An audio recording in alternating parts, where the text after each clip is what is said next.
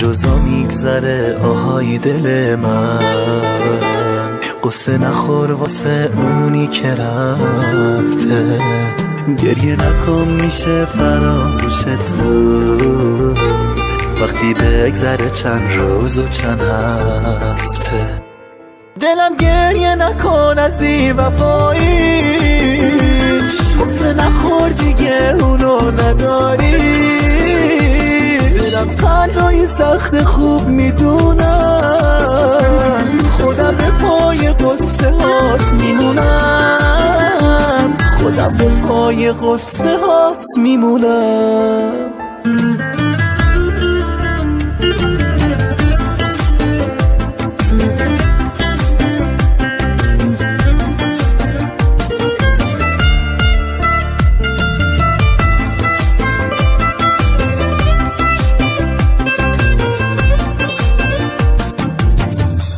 دلم نمیخوام اشکاتو ببینم، نباش اینجوری تو خودت واسه اون.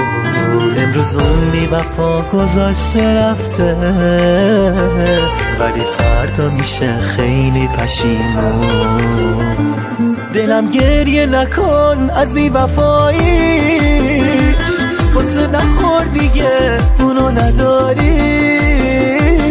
دلم تنهایی سخت خوب میدونم، خودم به پای قصه هات میمونم. دلم گریه نکن، قصه نخور دیگه. دلم تنهایی سخت خوب میدونم، خودم به پای قصه هات میمونم، خودم به پای قصه هات